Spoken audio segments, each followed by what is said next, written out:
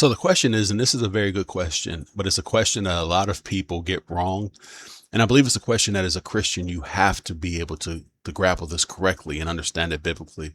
So the question is, are Christians allowed to judge? Is judging something that is forbidden or is it laid down as a sin, something that we shouldn't do as Christians? And the answer to that is no. Okay. When people say judge not, and so they're referencing Matthew 7:1, judge not lest you be judged, right? And I believe that's one of the most out of context verses that has been used for generations, okay, to suppress the truth. Now, when someone says, you can't judge me, okay, not only is that a hypocritical statement, but it's a lie. And what's interesting is when someone says you can't judge me, they've just placed a judgment upon you, okay? But when someone says you can't judge me, let's examine that for a minute, right? So when we look at Matthew 7, right, judge not lest you be judged. Matthew 7:2 makes it clear that for the judgment that you place upon someone else, that judgment will be laid upon you as well. So what the Bible is telling us is, in regards to judgment or judging, is not that we can't judge. We are to judge. God created us to judge. It's interesting when people say, don't judge me, but then they've just spent their whole morning judging people that they've seen on their way to wherever they were headed. It's a natural thing that we do. It's how we're created, right? If you're in a bank and you're waiting to see a teller and you see somebody come into the bank with a hood on and they're standing in the corner looking around with their hands in their pockets, you're not going to say, oh, I'm not judging him. When you look at him, you're not going to say, oh, there was no judgment in my mind. No, naturally, you're going to say there's something weird. There's something off about that guy. I need to pay attention to him. He looks like he might hold the bank up. Okay. When we're walking down the street and we look at somebody, we're making judgments in our mind. That's how God created us. So when we look at judging, we're not told not to judge. We're told to not to judge hypocritically. Okay. Matthew 7:5, to take the log out of your eye before you seek to examine the log in your brother's eye. Okay. So when it comes to judging, God is basically saying how you judge someone else, I'm going to hold you to that same standard.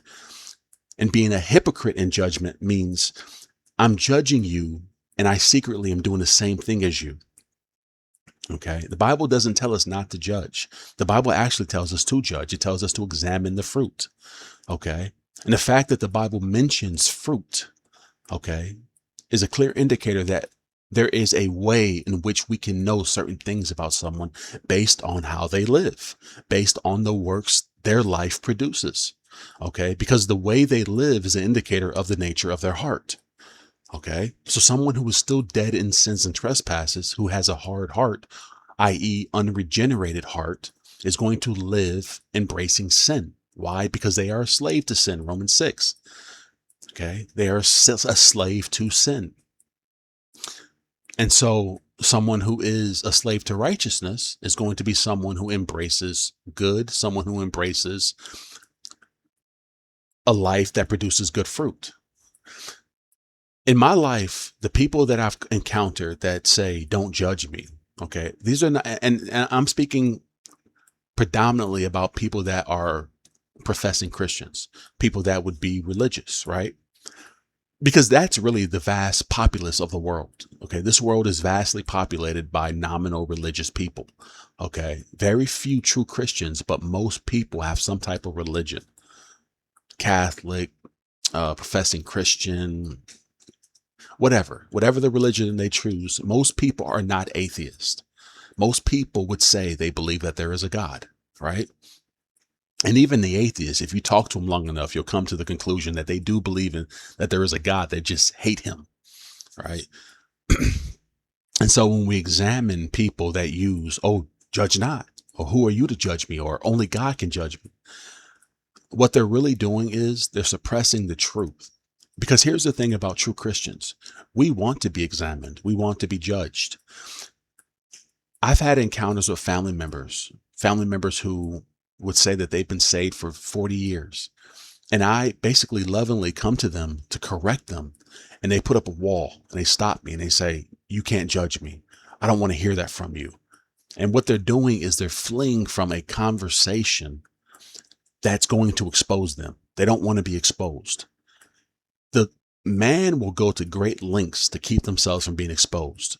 We are naturally terrified of being exposed. And so when we look at people that try to hide or run from, because the truth is, true Christians, if someone was to walk up to me and say, hey, I don't know if I believe you're a Christian. Why are you a Christian? I'm not running from that conversation. I'm going to say, hey, let's sit down. Let's talk. Let me share my testimony with you. I'm going to run to that conversation. See, true Christians, they don't run away from examination.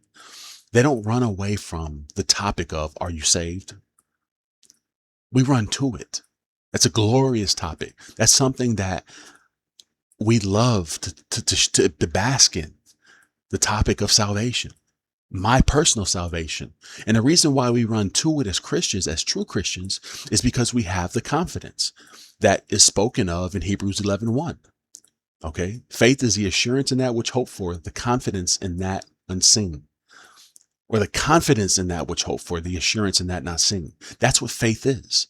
So true Christians have a confidence in the foundation of their faith, where they can uphold a conversation and they can uphold the light in regards to the examination. But to those that are not truly Christian, but are Christian only in name, they're false professing Christians, when the examination light comes, they run from it. They run to the dark because they don't want to be exposed, and because they have no foundation by which they can uphold themselves through the examination. And so they fear being exposed. And so they flee. And one of the ways that they stop you from examining them is, you can't judge me. Okay. Judge not lest you be judged. Right. So I just wanted to really quickly touch on that, because I know a lot of people have questions regarding, can Christians judge? Can they not? Yes, we are to judge. That's what we do. We judge. But we are to make sure that our judgment is not hypocritical, because if it is, God is going to hold more judgment against you than a very person you judged. And that's a terrifying thing about judgment.